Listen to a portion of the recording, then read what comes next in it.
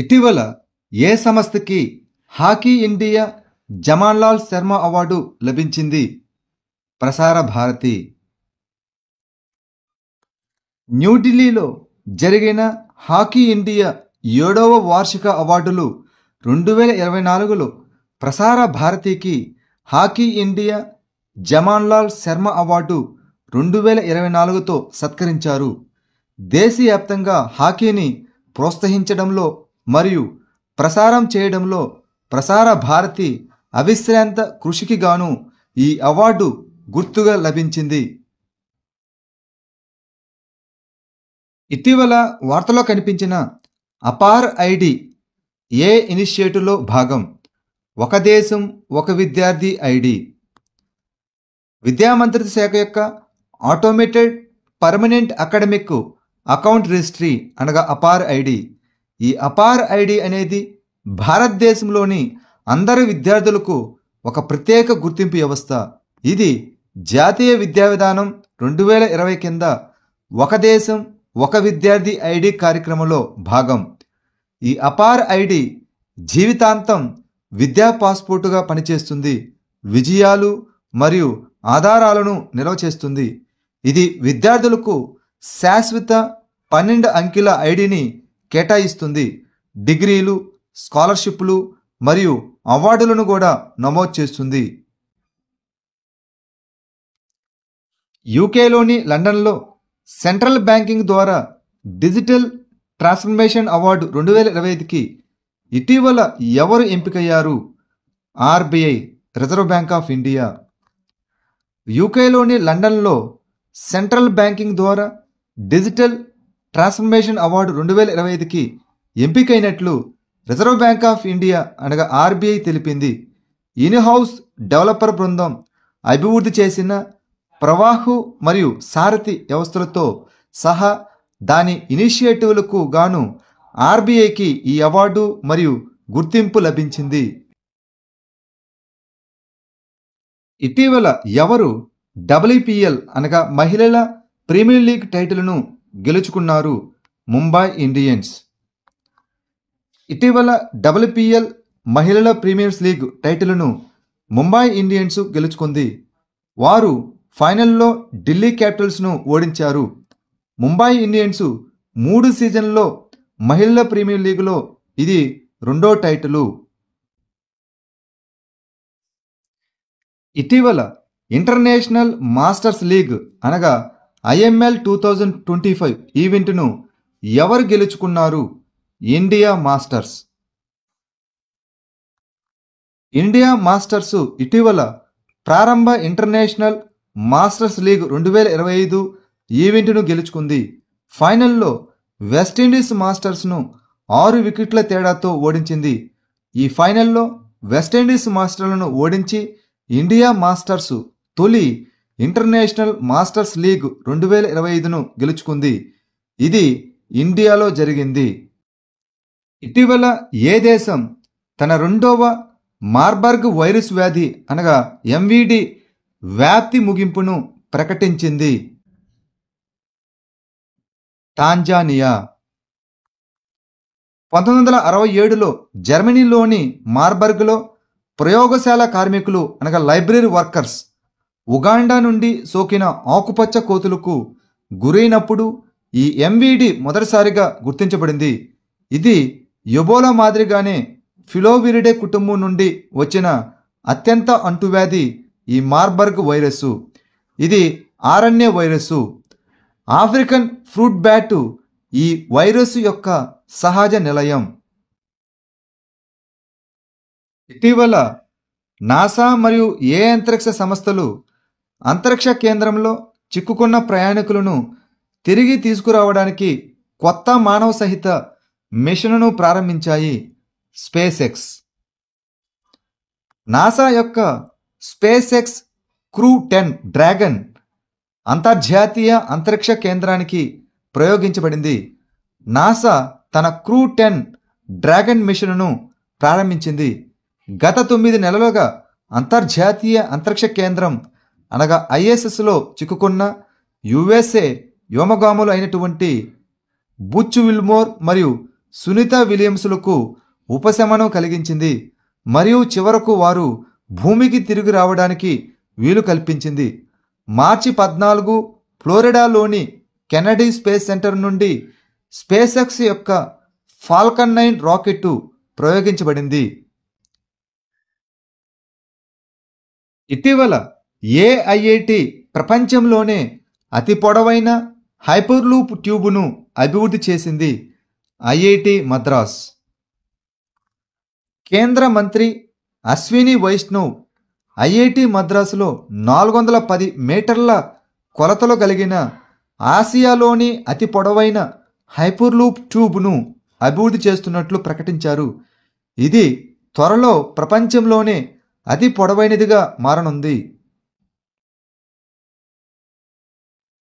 ఇటీవల అమెరికాకు ప్రయాణంపై పూర్తి నిషేధం విధించడానికి 11 ఇతర దేశాలతో పాటు ఏ దేశాన్ని రెడ్ లిస్ట్ ముసాయిదాలో చేర్చింది? భూటాన్ దేశాన్ని. ఆఫ్ఘనిస్తాన్ మరియు భూటాన్ సహా 10 దేశాలను రెడ్ లిస్ట్లో ఉంచింది. అంటే వారి పౌరులు పూర్తి వీసా సస్పెన్షన్ను ఎదుర్కోవాల్సి ఉంటుంది. రెడ్ లిస్టులోని ఇతర దేశాలు క్యూబా, ఇరాను, లిబియా, ఉత్తర Korea, Somalia, Sudan, Syria, Venezuela మరియు యెమెన్ దేశాలు. ఇటీవల ఆర్గనైజేషన్ ఆఫ్ ఇస్లామిక్ కోఆపరేషన్ అనగా ఓఐసి సభ్య దేశాల 19వ ఉన్నత స్థాయి పార్లమెంటరీ సమావేశాన్ని ఏ దేశం నిర్వహించనుంది? ఇండోనేషియా. ఇండోనేషియా యొక్క రాజధాని జకార్తాలో మే నెలలో ఆర్గనైజేషన్ ఆఫ్ ఇస్లామిక్ కోఆపరేషన్ సభ్య దేశాల 19వ ఉన్నత స్థాయి పార్లమెంటరీ సమావేశాన్ని నిర్వహించనుందని ప్రభుత్వ వార్తా సంస్థ అయిన అంటారా శనివారం నివేదించింది.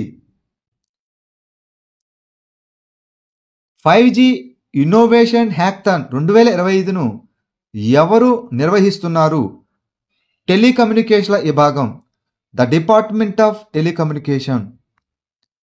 సామాజిక మరియు పారిశ్రామిక సవాళ్లను పరిష్కరించడానికి 5G ఆధారిత పరిష్కారాల అభివృద్ధిని వేగవంతం చేయడం లక్ష్యంగా టెలికమ్యూనికేషన్ విభాగం ఈ 5G ఇన్నోవేషన్ హ్యాకథాన్ 2025ను ప్రకటించింది.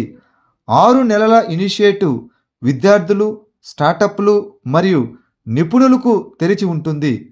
మెంటర్షిప్, నిధులు మరియు 100 కంటే ఎక్కువ 5G యూజ్ కేస్ ల్యాబ్లకు ప్రాప్యతను అందిస్తుంది. ప్రధానమంత్రి ఇంటర్న్షిప్ పథకం కోసం ప్రత్యేక యాప్ను ఎవరు ప్రారంభించారు? నిర్మలా సీతారామన్. ఆర్థిక మంత్రి Nirmala Sitharaman PM internship scheme కోసం ఒక ప్రత్యేక యాప్ను ప్రారంభించారు. దీని ద్వారా ఈ ఇనిషియేటివ్ యొక్క 2వ దశకు సులభంగా నమోదు చేసుకోవచ్చు. ఈ దశకు దరఖాస్తులు 31 మార్చి 2025 వరకు స్వీకరించబడతాయి. చంద్రయాన్ 5 మిషన్ ఏ దేశంతో కలిసి నిర్వహించబడుతోంది? జపాన్ దేశంతో. భారత ప్రభుత్వం ప్రతిష్టాత్మక చంద్రయాన్ 5 మిషన్ను ఆమోదించింది. ఇది చంద్రుని యొక్క అన్వేషణలో ఒక ముఖ్యమైన మైలురాయిని సూచిస్తుంది. ఈ మిషన్ జపాన్ సహకారంతో నిర్వహించబడుతుంది. అదేవిధంగా 250 కిలోల అధునాతన రోవర్ను కలిగి ఉంటుంది. ఇది చంద్రయాన్ 3లో ఉపయోగించిన 25 కిలోల ప్రజ్ఞాన్ రోవర్ కంటే 10 రెట్లు బరువైనది. అప్గ్రేడ్ చేయబడిన రోవర్ చంద్రుని యొక్క ఉపరితలం మరియు కూర్పు యొక్క వివరణాత్మక అధ్యయనాలను నిర్వహిస్తుంది. భారతదేశ అంతరిక్ష పరిశోధన సామర్థ్యాలను మరింత మెరుగుపరుస్తుంది. కొత్తగా కనుగొన్న 4వ నీటి రూపాన్ని ఏమని పిలుస్తారు? Plastic ice 7. శాస్త్రవేత్తలు 4వ రకమైన నీటి ఉనికిని నిర్ధారించారు, ప్లాస్టిక్ ఐస్ 7. ఇది తీవ్రమైన పరిస్థితుల్లో ఏర్పడుతుంది. దీనిని మొదట 2008లో అంచనా వేయబడింది. మరియు ఇటీవల ఫ్రాన్స్లో న్యూట్రాన్ స్కాటరింగ్ ప్రయోగాలను ఉపయోగించి నిరూపించబడింది. ఇది 3 GPa అనగా భూమి వాతావరణ పీడనం కంటే 30,000 రెట్లు మరియు 177 డిగ్రీల సెల్సియస్ కంటే ఎక్కువ ఉష్ణోగ్రత వద్ద ఏర్పడుతుంది. ఈ ఆవిష్కరణ శాస్త్రవేత్తలకు బృహస్పతి మరియు శని గ్రహాల చంద్రులు వంటి తీవ్రమైన గ్రహ వాతావరణంలో నీటి ప్రవర్తనను అర్థం చేసుకోవడానికి సహాయపడుతుంది. పిఎం అభీమ్ పథకం యొక్క ప్రాథమిక లక్ష్యం ఏమిటి? ఆరోగ్య సేవలు మరియు ప్రజారోగ్య చర్యలను ఏకీకృతం చేయడం మరియు బలోపేతం చేయడం. ప్రధానమంత్రి Ayushman Bharat health infrastructure machine అనగా పిఎం అభీమ్ అమలు చేయడానికి ఢిల్లీ ప్రభుత్వం ఆరోగ్య మరియు కుటుంబ సంక్షేమ మంత్రిత్వ శాఖతో ఒక అవగాహన ఒప్పందంపై సంతకం చేస్తుంది. ఈ పిఎం అభీమ్ అనేది కొన్ని కేంద్ర రంగ భాగాలతో కూడిన కేంద్ర ప్రాయోజిత పథకం. 2021-22 నుండి 2025-26 వరకు దీని మొత్తం వ్యయం 64,180 కోట్లు. ఈ పథకం ఆరోగ్య సేవలు మరియు ప్రజారోగ్య చర్యలను ఏకీకృతం చేయడం మరియు బలోపేతం చేయడం లక్ష్యంగా పెట్టుకుంది. ఇది ప్రాథమిక, ద్వితీయ మరియు తృతీయ ఆరోగ్య సంరక్షణలను మెరుగుపరచడంపై దృష్టి పెడుతుంది. ఇటీవల north East Centre for Technology Application and Reach అనగా నెక్టార్ శాశ్వత క్యాంపస్కు ఎక్కడ పునాది రాయి వేశారు? షిల్లాంగ్, మేఘాలయ యొక్క రాజధాని. షిల్లాంగ్లోని మాడియాంగ్డియాంగ్లో North East Centre for Technology Application and Reach అనగా నెక్టార్ శాశ్వత క్యాంపస్కు కేంద్ర సైన్స్ అండ్ టెక్నాలజీ మంత్రి పునాదిరాయి వేశారు. ఈ నెక్టార్ అనేది భారత ప్రభుత్వ సైన్స్ అండ్ టెక్నాలజీ విభాగం కింద ఒక స్వయం ప్రతిపత్తి కలిగిన సంఘం. దీని యొక్క ప్రధాన కార్యాలయం మేఘాలయలోని షిల్లాంగ్లో ఉంది.